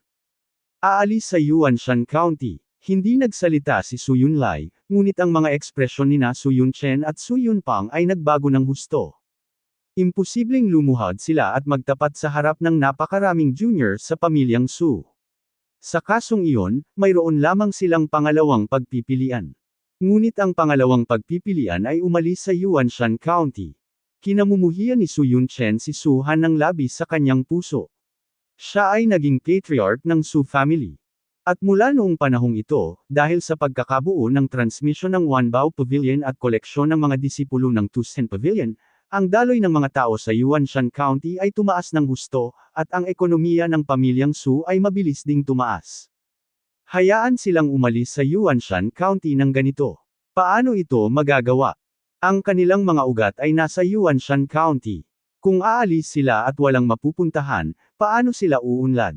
Imposible bang magsimula muli? Ang apat na pangunahing pamilya sa Yuanshan County ay ang pundasyon na inilatag ng mas lumang henerasyon. Bagamat lahat sila ay nasa Dragon Spirit Realm, maaari din nilang tamasahin ang kaluwalhatian at yaman na halos hindi mapapantayan ng iba. Pero pag pumunta ka sa ibang lugar, may Dragon Spirit Realm ka, ano yun? Alam ni Su Yun-chen at ng iba pa na dahil sa kanilang cultivation base, maaari silang maging overlord family sa Yuanshan County, ngunit kung pumunta sila sa ibang lugar, hindi si asterisk. Hindi natin kaya. Umiling si Su Yun-chen at sinabing, narito sa Yuanshan County ang pundasyong inilatag ng mga matatanda. Kung susuko tayo, hindi ba't ipagkanulo natin ang ating mga ninuno at itakwil ng iba? Nagtaksil sa mga ninuno, tinanggihan ng iba, hahaha. Biglang tumawa si Su Yunming at sinabing, sa tingin ko alam mo na nasa ibang lugar ka, kaya hindi ka magiging ligtas dito sa Yuanshan County, tama ba? Kahit ano pa ang isipin mo, hindi pa rin tayo aalis sa Yuanshan County. Mariing umiling si Su Yun-chen. Sa kanyang puso, sina Su Han at Su Yunming, ang isa ay kanyang sariling pamangkin at ang isa ay ang kanyang sariling kapatid, na may ganitong antas ng relasyon sa dugo, maaari ba talaga nilang patayin sila? Tsaka, nandoon din ang butas ng matanda. Kung hindi ka lalayo, matutulungan ka ng Itusen Pavilion. Dahan-daang iwinagayway ni Suhan ang kanyang palad, at agad na lumabas si Lian Yus at ang iba pang nasa likuran niya at tumayo sa bulwagan. Tulungan ang pamilyang Su na lumipat, kung may mga taong lumalaban, patayin sila ng walang awa, mahinang sabi ni Suhan. Oo, magalang na tumanggo si Lian Yus. Gusto mo ba talagang gawin ito? Nagbago ang ekspresyon ni Su Yun-chen, at halatang hindi niya inaasahan na si Suhan ay magiging mapagpasyahan. Hindi lang siya pinansin ni Suhan at hindi siya pinansin. At inayos ni Lian Yus at ng iba pa ang mga nakapalibot na mga mesa at upuan, itinapon ang mga ito sa looban sa labas ng may putok, tulamsak ng alikabok. Saan ito gumagalaw? Ito ay lubos na nakakatakot. Kahit na gustong lumayo ng pamilya Su, hindi nila gusto ang mga mesa at upuan na ito. Malinaw, ang intensyon ni Suhan ay hindi talagang tulungan silang lumipat, ngunit naghahanap lamang ng gulo. Ang hinihintay niya ay nagalit ang mga tao sa pamilya Su. At marami pang iba. Sa sandaling ito, isang matandang boses ang biglang nagmula sa labas. Bagamat wala pa siyang nakikitang tao, sa sandaling marinig niya ang tunog, nang inig ang katawan ni Su Yunming at agad siyang tumingin. Sa kabilang banda, si Su Yun-chen at ang iba ay nagpakita ng nakaka-relax na ekspresyon sa kanilang mga mukha, at tumingin din sila sa labas. Sa kanilang mga titig, isang matandang lalaki na may nakayukong figure ay dahan-daang pumasok sa bulwagan, at sinundan siya ng ilang inapo ng pamilyang Su. Ito ay malinaw na ang mga nakababatang henerasyon na ito ay tinatawag na matanda. Si Su Yuansheng, ang lolo ni Su Han, ang ama ni Su Yunming. Gayun din, si Su Yunlai, si Su Yunchen, ang ama ni Su Yunpang. Mula nang muling ipanganak si Su Han dito, si Su Yuansheng ay nasa retreat. Pagkatapos ng mahabang panahon, sa wakas ay nakakita na siya ng totoong tao. Sa pamilyang Su, si Su Yuansheng ang espiritual na haligi, at walang sinumang maglalakas loob na suwayan ang kanyang kalooban. Ang posisyon ni Su Yunming bilang patriarch ay ipinasa sa kanya ni Su Yuansheng. Kung si Su Yuansheng ay hindi naka-retreat ng ganoon katagal, sina Su Yunchen at Su Yunpang ay hindi maglalakas loob na gumalaw at gustong agawin ang posisyon ng patriarch. Pare, nandito ka na. Nagmamadaling tumakbo si Su Yunchen, hinawakan si Su Yuansheng sa isang disenteng paraan, at bamantong hininga, masama ka, kaya maaari kang magpahinga sa silid. Kakayanin natin ang mga bagay dito. Kaya mo ba? Sinulyapan ni Su Yuansheng si Su Yunchen, ang kanyang titig ay tila nakikita ang kaibuturan ng puso ni Su Yunchen, at si Su Yunchen ay hindi maiwasang manginig. Kakayanin niya ba? Hinahawakan niya ang isang umutot. Ama, huminga din ng malalim si Su Yunming at tumayo. Bahagyang tumanggo si Su Yuansheng, at ngumiti lang siya nang makita niya si Su Yunming. Sa kanyang 4 na anak na lalaki, si Su Yunming ang pinakabata at pinakamalinis sa kanyang kalooban. Siya ay hindi kailanman nagkaroon ng labis na pagnanasa. Pinakagusto ito ni Su Yuansheng, kaya ipinasa niya ang posisyon ng patriarch kay Su Yunming. Ngunit hindi inaasahan ni Su Yuansheng, na pagkatapos lamang ng isang panahon ng pag-urong, ang patriarch ng pamilyang Su ay lilipat na. Hindi lamang lumipat ang patriarch, si Su Yunming ay pinatalsik din sa pamilya. Si Su Yunchen at Su Yunpang ay nagdagdag ng dagdag na pagsisikap upang ipaliwanag kung bakit ito mismo ang nangyari, ngunit si Su Yunlai ay tila walang pakialam sa anuman, alinman sa tama o mali. Sa ngayon, hindi alam ni Su Yuansheng ang sinabi ni Su Yunchen. Totoo ba o mali? Ang tagal na kitang hindi nakikita, ang cultivation level mo ay nag-improve ng husto. Sinabi ni Su Yuansheng, pagkatapos ay tinapunan si Su Han, at sinabi ng may kasiyahan, narinig ko ang tungkol sa iyo, Yunming, nanganak ka ng isang mabuting anak. Hindi nagsalita si Su Yunming. Matagal niyang iniisip na ngayon, tatayo siya sa tapat ng Su Yuansheng. Alam ni Su Yunming na kahit na siya ay napinsala ni Chanda, kahit na sina Su Yunchen at Su Yunpang ay gumawa ng isang malaking pagkakamali, si Su Yuansheng ay mag-iisip pa rin mula sa pananaw ng pamilyang Su. Ngunit sa ganitong paraan, tiyak na hindi ito magiging napakasaya sa pagitan ko at ni Su Yuansheng. Kahit na si Su Yunming ay nakahanda sa pag-iisip, medyo nakonsensya pa rin siya pagdating ng araw na ito. Sa anumang kaso, iyon ay ang kanyang ama. Pare, dumating ang ika-4 na anak kasama ang pamangkin ni Su Han ngayon para itaboy ang pamilya Su palabas ng Yuanshan County. Ibinaba ni Su Yunchen ang kanyang ulo at bumantong hininga, naku, ito ay dahil may nagawa akong mali sa simula, at hindi ko naisip iyon.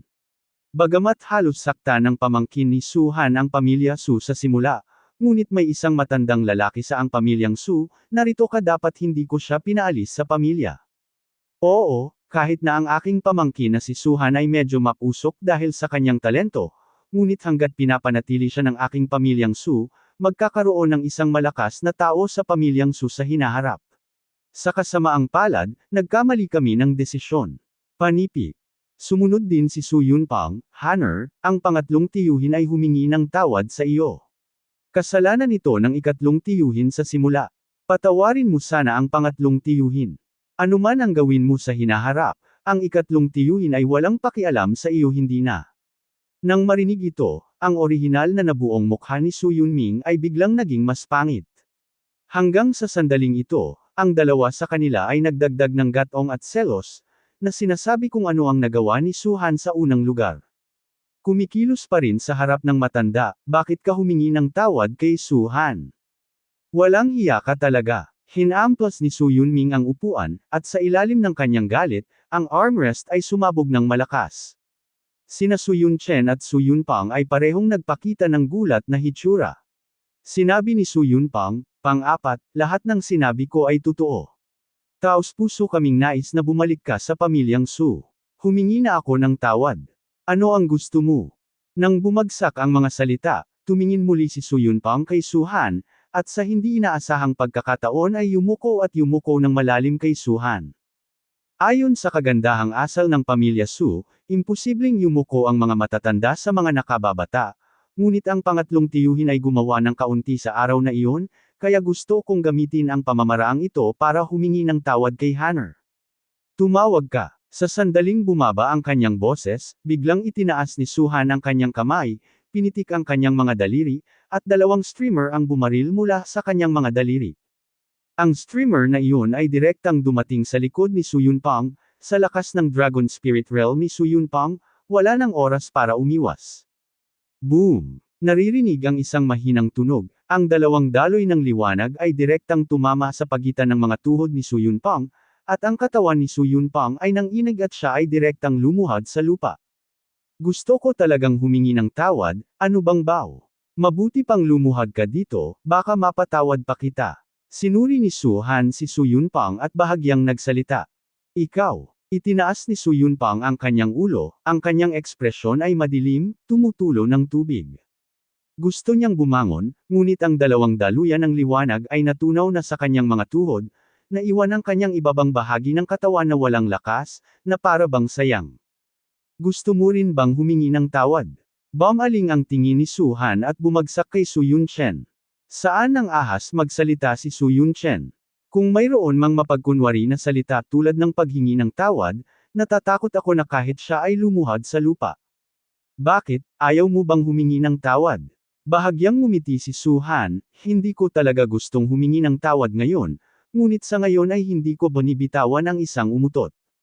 Pangalawang tiyuhin ko, ang iyong mga iniisip ay talagang mahirap malaman. Yunming, ingatan mo ang anak mo.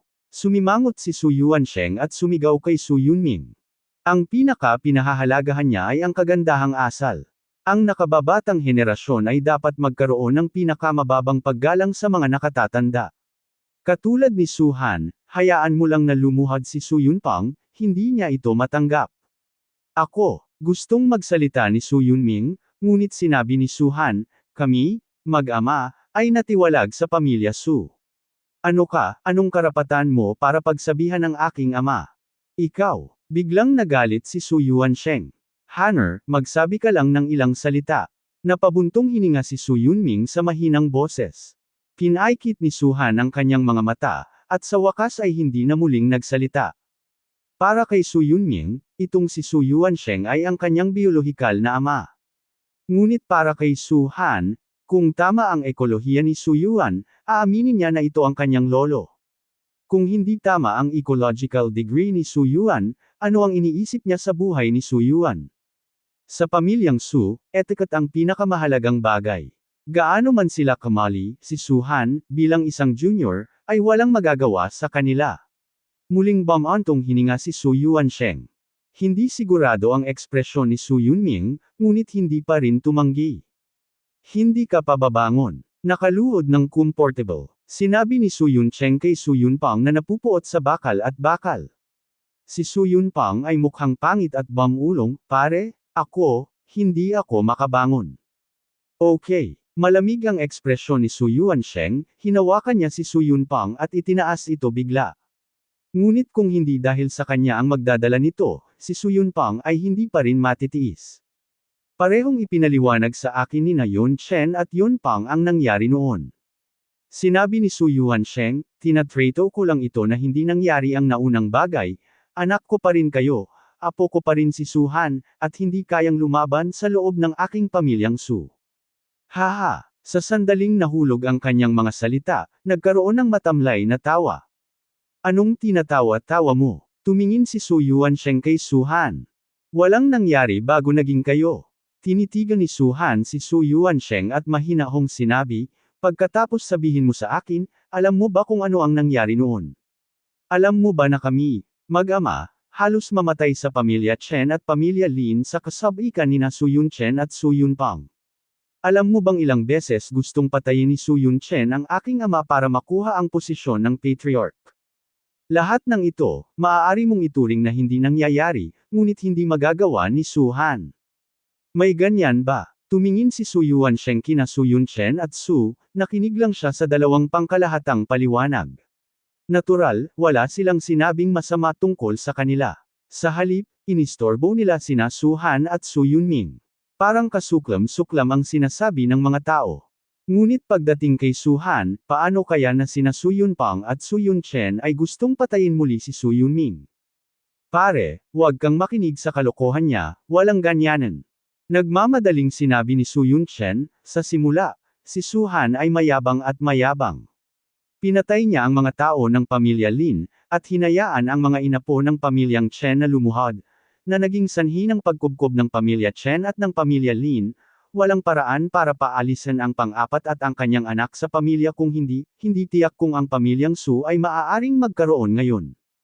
Oo, ama, sinabi rin ni Su Yunpang, lahat ng ginagawa namin ay para sa kapakanan ng pamilyang Su, at lahat kami ay isinasaalang-alang ito para sa pamilyang Su.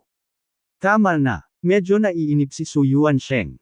Sinabi ni Su Yunchen tungkol sa kanila at sinabi ni Su Han tungkol sa kanyang sarili. Sa maikling panahon, kitang-kita na hindi maimbestigahan ang katotohanan. Kahit ano pa man ang nangyari sa nakaraan, umaasa lang ako na ang pamilya Su ay umunlad at dumami. Kung ang ilan sa inyo ay nagkamali, pagkatapos ay maaari mong tiisin ito pansamantala. Pagkatapos kong imbestigahan ang katotohanan, tiyak na parurusahan ko ang bagay na ito. Sabi ni Su Yuansheng. Hindi na kailangan. Walang pakialam na sinabi ni Su Han, malinaw, hindi mo maaaring imbestigahan ang katotohanan. Bukod pa rito, hindi ko kailangan ng isang tao na tumulong sa akin sa mga gawain ni Su Han. Kung ako ay nasaktan, natural na ako ay paparusahan ng mabigat. Anong ibig mong sabihin? Sumimangot si Su Yuansheng. Huminga ng malalim si Su Han at naging malamig ang kanyang ekspresyon. Hindi nasayang ang oras ko rito sa iyo. Binibigyan kita ng pagkakataong makaalis sa Yuanshan County. Ituturing ito ni Su Han bilang isang bagay na hindi pa nangyari noon. Kung hindi, ang pamilya Lin ay nawasak ko, Chen. Ang pamilya ko ay pinalayas din sa Yuanshan County, wala akong pakialam, at sirain ang isa pang pamilya ng Su. Nang marinig ang mga salita ni Su Han, tahimik ang kapaligiran sa buong bulwagan. Nawasak ang pamilya Lin. Tapos ang pamilya Chen, pinalayas din sa Yuanshan County. Makatuwiran na ito ay dapat na isang napaka-dynamic na bagay. Bakit walang sinuman sa pamilyang Su ang nagulat nito? Sa sandaling ito, isang grupo ng mga tao ang nagmula sa labas, at lahat ay lumingon sa paligid, at nakakagulat na si Xiao Yuwei at ang iba pa. Miss Xiao, ano ka ba? Agad na lumapit si Su Yunchen. Sa kanyang puso, mas mataas pa rin ang katayuan ni Xiao Yuwei kaysa kay Su Han. Bagamat si Su Han ay naging master ng isang Nine Liu sect sa sandaling ito, si Xiao Yuwei ay pagkatapos ng lahat ay isang direktang disipulo ng master ng Hanyun sect. Ang sect master ng Hanyun sect, iyon ay ang sect master ng 8 stream sect, hindi may hahambing sa 9 stream sect. Kahit na ito ay isang direktang disipulo, hindi posibleng masaktan ang isang 9 na sekta sa distrito ng Suhan. Inaasahan din ni Su Yunchen na biglang pumunta dito si Xiao Yuwei para tulungan ang pamilyang Su. Gayunpaman, mukhang kalmado si Xiao Yuwei at direktang hindi pinansin si Su Yunchen. Sa halip, naglakad siya papunta kay Su Han at yumuko at sinabing, Pavilion Master, ayaw umalis ng pamilya Lin mula sa Yuanshan County. Nagrebelde sila. Napatay sila ng Zinlong Shenwei. Well, good job. Nakangiting tumango si Su Han.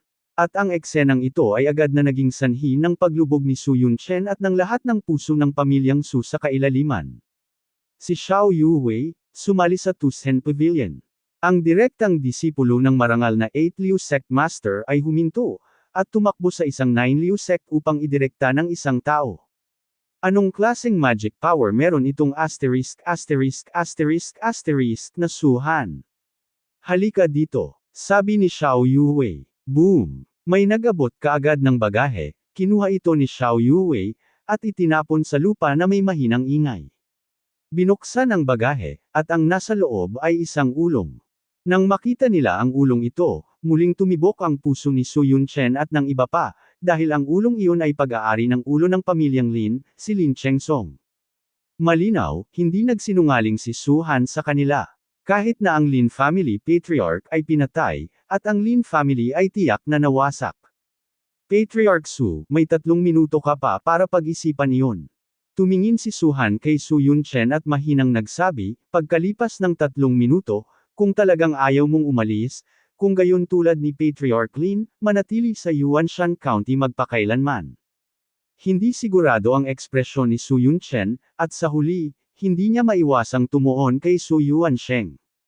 Pare, anong sabi mo? Matagal na natahimik si Su Yuansheng, at sa wakas ay nagsabi, Hanner, hindi ko alam ang mga hinaing na dinanas mo at ng iyong ama. Kung hindi ako umatras sa araw na iyon, tiyak na. Walang kwentang sabihin yun, tsaka hindi ka naman qualified na tawagin akong Hanner. Direkta itong pinutol ni Su Han, ayokong makinig sa sobrang kalokohan, gusto ko lang ng sagot, pupunta ba ako o hindi? Kung hindi dahil sa mukha ni Su Yunming, hindi kailanman makikipag-usap sa kanila ng kalokohan si Su Han dito. Si Su Yunchen at Su Yunpang ay galit na galit at sinubukan ang kanilang makakaya na patayin si Su Yunming at ipaglaban ang posisyon ng amo ng pamilya. Ngunit sa puso ni Su Yunming, kinamumuhian lang niya ito muli, ngunit nararamdaman pa rin niya na sina Su Yunchen at Su Yunpang ay kanyang sariling mga kapatid, at pareho sila ng kanyang sarili, at lahat sila ay umaagos ng dugo ng pamilyang Su. Pagkatapos ng lahat, ayaw pa rin silang patayin ni Su Yunming, at sa pagbuo ng Tusen Pavilion, talagang hindi mahalaga kung papatayin sila o hindi. Ito ay hindi dahil sa duwag ni Su Yunming, ngunit dahil sa kanyang kalikasan. Bukod dito, sina Su Yunchen at Su Yunpang ay walang iba kundi si Su Yuansheng. Si Su Yuansheng ang ama ni Su Yunming, at ang paborito niya sa simula ay si Su Yunming ang munting anak na ito. Ngunit sa pagkabigo ni Su Yunming, halos 10 araw nang wala sa custom si Su Yuansheng, ngunit naniwala lamang siya sa mga salita ni na Su Yunchen at Su Yunpang, hindi kailanman hinanap si Su Yunming, at tinanong kung ano ang nangyari sa simula, ngunit hayaan si Su na natili si Yunchen sa harapan nito. May-ari ng bahay. Hindi ba ito nagpapatunay na si Su Yuansheng ngayon ay walang pakialam kay Su Yunming tulad ng dati? Yunming. Tumingin si Su Yuansheng kay Su Yunming at sinabing, kayo at si Yunchen at ang iba pa ay magkapatid. Nagkaroon sila ng pagkakamali sa simula, ngunit ang pagkakamali ay hindi umabot sa punto kung saan ang pamilyang Su ay tinanggal sa Yuanshan County. Naisip mo ba na ang buong bagay? Ang pamilyang Su ay nahirapang sinaktan ng mas matandang henerasyon, kaya hindi mo dapat isaalang-alang si Yunchen at ang iba pa, ngunit isaalang-alang din ito para sa mas lumang henerasyon.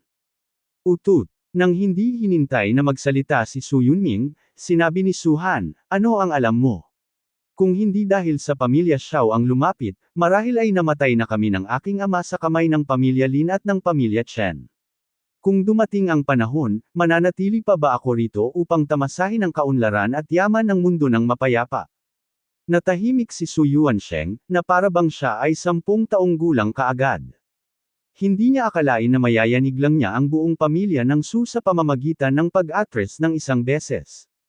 Okay, let's go. Pagkaraan ng mahabang panahon, muling nagsalita si Su Yuansheng. Ama, nang marinig ito, hindi mapigilan ni na Su Yunchen at Su Yunpang na tumingin kay Su Yuansheng, ang kanilang mga mata ay puno ng ayaw. Sa susunod na pumunta ako sa Yuanshan County, kapag nakita ko ulit ang pamilyang Su, papatayin kita. Nakuha ni Su Han, at dahan-daang naglakad patungo sa malayo. Sa likod niya, sumunod sina Lian Yus at Xiao Yuwei. Naglakad din si Su Yunming patungo sa labas, at nang madaanan niya si Su Yuansheng, bahagyang huminto ang kanyang mga yabag. Pero sa huli, wala siyang nasabi. Pagkatapos bamantong hininga, umiling siya at umalis. Yunming. Biglang sinabi ni Su Yuansheng, hanapin si Yuner. Nang inag ang katawan ni Su Yunming. Walang pakialam si Su Han sa paglipat ng pamilya Su. Alam niya na ang pamilya Su ay walang lakas ng loob na suwayan ang kanyang mga utos, at kung gagawin nila ito, hindi siya magpapakita ng awa. Matapos iwan ang pamilyang Su, dumating si Su Han at ang iba pa sa pamilya Xiao, nagpaplanong gamitin ang teleportation array para pumunta sa residente ng Tusen Pavilion. Pagdating nila sa bahay ni Xiao, nakita nila si Liu Yunabal isang nakatayo sa harap ng teleportation formation, umiikot na parang mga langgam sa mainit na palayok. Anong problema? Sumimangot si Su Han. Pavilion Master, maaari kang ituring na darating. Nang makita niya si Su Han, si Liu Yun ay nagmamadaling lumapit at nagngangalit ang kanyang mga ngipin at sinabing, si Xin Huazang ay nagsimula na, ngunit hindi niya ito personal na kinuha. Sa halip, ipinadala niya sina Chiming Zhang at Hua Heizong ng dalawang mahusay na siyam na Liu Zhang sa ilalim ng kanyang jurisdiction, walang kalokohan, karamihan sa mga pumila para sumali sa Tusen Pavilion ay pinatay nila. Ano? Asshole! Ang bastos talaga ni Xin Huazang. Kung hindi ka maglakas loob na barilin ako, papatayin mo ang mga walang kapangyarihang maggapos ng mga manok. Nang marinig ito ng mga tao sa Tusen Pavilion, lahat sila ay nagpakita ng galit. Magandang kalkulasyon si Xin Huazang. Naningkit ang mga mata ni Su Han, at malinaw na sinusubukan ng Xinwu sect na gugulatin ang buong Yunyang County City at pinutol ang bilang ng mga disipulo sa Tusen Pavilion. Matapos kumalat ang insidenteng ito, sino pa ang maglalakas loob na sumali sa Tusen Pavilion? Bumalik ka sa sekta. Pumasok si Suhan sa teleportation formation. Tusen Pavilion, residente ng Zangmen. Nang lumabas si Suhan at ang iba pa sa teleportation formation at nakita ang malaking bangkay sa labas, ang mga ekspresyon ng lahat ay agad na malungkot. Dahil ang threshold ng Tusen Pavilion para sa pagtanggap ng mga disipulo ay mas mababa kaysa sa ibang mga sekta, mayroong hindi bababa sa 10,000 tao na pumupunta sa Tusen Pavilion upang mag-sign up. Kahit libu-libong tao ang napili nitong mga nakaraang araw at 10,000 ang natanggal, abala pa rin ito at siksikan. Walang restriction sa kahit anong cultivation base, kahit hindi ka makapag-practice, pwede kang sumali, masyadong mababa ang threshold ng Tusen Pavilion. Ibig sabihin, dahil napakababa nito, aabot sa 20,000 hanggang 30,000 ang namamatay dito sa sandaling ito. Ang nakakagulat na bangkay ay tumakip sa lupa, at ang lupa ay puno ng dugo at dugo. Bukas ang mga mata ng maraming tao at nakabuka ang kanilang mga bibig.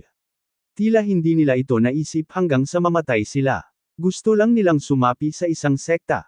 Ang pinakamasamang resulta ay hindi sila mapili, ngunit ngayon, pinatay pa sila. Pumasok ka. 20 hanggang 30,000 bangkay, anong klaseng konsepto yan? Sapat na upang itambak ang isang burol ng 10 metro, kahit 10 metro pataas. Ang dugo ay hindi pa naninigas, at ang amoy ng dugo ay tumatagos pa rin sa hangin. Ang mga piraso ng tuod at sirang armas ay nakakalat sa harap ng residente ng Zangmen, at ang eksena ay lubhang malupit. Ang mga disipulo ng Tusen Pavilion ay nag-iimpake ng mga bangkay, isa-isa, at patuloy silang gumagalaw patungo sa malayo. Napakaraming mga bangkay, at tag-araw na ngayon, kung itatabi ng matagal, hindi maiiwasang magdulot ng salot. Asshole! Asshole! Namula agad ang mga mata ni Lian Yus. Hindi dahil hindi pa niya nakita ang pagkamatay ng 10,000 tao, dahil sinira lang ng Tusen Pavilion ang isang Blood Demon sect noon. Ngunit ang mga taong ito ay hindi pa sumasali sa Tusen Pavilion. Kung tutuusin, ordinaryong tao lang sila. Sa mga bangkay na iyon, may mga matatandang tao, mga bata, at ilang mga babae, na lahat ay nagsisikap na gumawa ng swerte at tingnan kung maaari silang sumali sa Tusen Pavilion. Sa relatibong pagsasalita, dahil sa mababang threshold para sa Tusen Pavilion na tumanggap ng mga disipulo, ang mga taong ito na gustong sumali sa Tusen Pavilion ay walang kapangyarihang pigilan ng manok. Zinwazang, ako, si Tusen Pavilion at ikaw, huwag mag-share ng langit. Umungol si Lian Yu sa langit. Hindi lang siya, nakita ng lahat ang eksenang ito na may mga ngiping nagngangalit, nakakuyom na mga kamao, nakalabas ang berdeng mga ugat sa noo, at isang malakas na hangarin sa pagpatay ang bumungad sa kanilang mga mata. Ang totoong wazang na ito ay talagang galit na galit. Naamoy ni Xiao Yuwei ang hininga na lumulutang sa hangin, ang kanyang magandang mukha ay puno ng lamig ng yelo. Paano sila nahihiya na salakayin ang mga taong ito, paano nila matiis na atakehin ang mga taong ito? Bagamat patay na ang mga taong ito, malinaw na naramdaman ni Xiao Yuwei na marami sa mga taong ito ang hindi pa nalilinang. Nananabik sila sa martial arts, hinahangaan ang martial arts, at ayaw nilang mamuhay ng ordinaryong buhay, kaya gusto nilang sumali sa espesyal na sekta ng Tusen Pavilion. Gayunpaman, napakalungkot ng kanilang kapalaran na namatay sila sa kamay ng tunay na wazang bago pa man magsimula ang pagsubok. Karamihan sa kanila ay namatay dito, iilan lamang sa kanila ang nasa malayo, at maswerteng nakatakas, mataimtim na sabi ni Liu Yun. Pavilion Lord, ang iyong mga nasasakupan ay humihingi ng utos na labanan si Xin Wazang. Pavilion Master, ang immortal na Xinwu sect, paano ko mapapanatili ang mukha ng God Slaughter Pavilion? Pavilion Master, kung hindi ko ipaghihiganti ang mga taong ito, hindi ako mapalagay. Pavilion Lord, paki-order. Pavilion Lord, please order. Halos lahat ay nagsalita sa sandaling ito, ang kanilang mga mata ay tumingin kay Suhan, at ang kanilang mga mata ay puno ng mga espiritu ng digmaan. Hindi nagsalita si Suhan, ngunit tahimik na tumingin sa mga bangkay, nang hindi nagsasalita ng mahabang panahon. Napakarami na niyang nakitang ganoong eksena. Sa Star Territory, mayroong hindi mabilang na mga sekta, at mayroong maraming mga angkan, na pumapatay ng mga tao sa bawat pagliko. Sa mga sekta sa larangan ng bituin, ang mga disipulo ay may pinakamaliit na bilang ng milyon, at ang ilang malalaking sekta ay may higit sa 10 milyon o higit pa sa 100 milyong mga disipulo. Kung ikukumpara sa mga labanan ng malalaking sekta na iyon, ang mga bangkay na ito ay talagang masasabing maliit na laban. Wala siyang kalungkutan kay Liu Yun at iba pa, ang galit kay Xiao Yuwei at iba pa, at ang puot kay Yus at iba pa. Nakatayo lang siya doon, tahimik. Pavilion Master. Puno ng puot ang tono ni Lian Yuzes, si Xin Wazang ay galit na galit, tulad ng mga baliw na aso. Hindi sila nagdedeklara ng digmaan sa Tusen Pavilion, ngunit pinapatay lang nila ang mga ordinaryong taong ito. Kahit na may mga mata ang Diyos, babayaran nila sila. At ang kabayarang ito ay dapat isagawa ng ating Tusen Pavilion. Malamig ding sabi ni Xiao Yuwei. Asawa, medyo mapatla ang magandang mukha ni Xiao Yuan. Kung hindi niya nakilala si Su Han, halos hindi na siya makakalabas sa pintuan ng pamilya Xiao. Nakakita na ba siya ng ganitong asterisk at malupit na eksena? Napakasimple ng kanyang puso, ngunit kung mas dalisay siya, mas galit siya kay Xin Wazang. Kung may lakas ang asawa, makakapaghiganti talaga siya sa mga taong ito, mahinang sabi ni Xiao Yuan. Itinikom ni Su Han ang kanyang bibig. Pagkaraan ng mahabang panahon, sinabi niya, imbestigahan ang mga pagkakakilanlan ng mga taong ito, siguraduhing alamin ang kanilang mga pangalan, at maglagay ng lapida para sa bawat isa sa kanila sa tabi ng sekta ng Tusen Pavilion. Oo, may tumango at tahimik na umalis. Kung gayon tayo, dapat ba tayong makipagdigma kay Xin Wazang? Nag-aalalang tanong ni Liu Yun. Pagbabasa ng Yuyu. Ang bawat tao'y pumunta sa kani-kanilang mga lugar, dapat magsanay ng paglilinang, gumawa ng iba pang mga bagay at gumawa ng iba pang mga bagay, at huwag gumawa ng anuman nang wala ang aking utos. Sabi ni Su Han. Nang marinig ito, natigilan ang lahat. Ang ibig sabihin ng Pavilion Master. May balak ka bang maghayganti? Pavilion Master, kailangan kong iulat ang puot na ito. Sabi ni Lian Yu sa malungkot na boses. Bumalik ang lahat. Tumalikod si Su Han at naglakad patungo sa Zhangmen Station. Lahat ng iba ay nakatingin sa akin at ako ay nakatingin sa iyo. Hindi sila nasisiyahan, ngunit hindi sila nang ahas na suwayan ang utos ni Su Han, at sa wakas ay kinailangan nilang bumalik sa sekta ng may kapitan. Sa katunayan, ayaw maghayganti ni Su Han, ngunit sa sandaling ito, ang lakas ng Tusen Pavilion ay talagang mas malala. Sa mga tagalabas, ang Tusen Pavilion ay mayroon na ngayong 3,000 disipulo, ngunit ang 3,000 disipulong ito ay sumapi lang sa Tusen Pavilion. Kahit na sa pamamaraan ng paglilinang ni Su Han at makapangyarihang mga lihim na pamamaraan, aabutin ito ng hindi bababa sa 1 buwan. Pagkatapos lamang na maaari silang magkaroon ng isang tiyak na pagiging epektibo ng labanan. Natural na kakailanganin ng mas maraming oras upang maabot ang antas na tinataglay ng mga alagad ng ibang mga sekta. Ang dahilan kung bakit nang ahas si Su Han na makipagdigma kay Xin Wazang ay dahil mayroon siyang Magic Pulse Cannon, ngunit sa ngayon ay mayroon lamang 3 ganoong Pulse Cannon sa Tusen Pavilion, na halatang hindi sapat. Bukod dito, sa sandaling magsimula ang labanan, pagkatapos na makalapit ang kalaban, ang kapangyarihan ng Magic Pulse Cannon na ito ay lubos na hihina, o maging walang silbi. Nais ni Su Han na pinuhin ang isang set ng War God Armor para sa mga tao ng Tusen Pavilion. Itong War God Armor ay walang level. Ito ang eksklusibong armor ng Tushenwei sa ilalim ng upuan ni Su Han sa nakaraang buhay. Tanging ang Diyos Tu lamang ang may buong santuwaryo. Siyempre, ang Longwu Continent ay walang napakaraming bihirang materyales, kaya natural na actress si Su Han sa susunod na pinakamahusay, na pinipino ang mas mababang grado. Pero kahit ganun, magtatagal.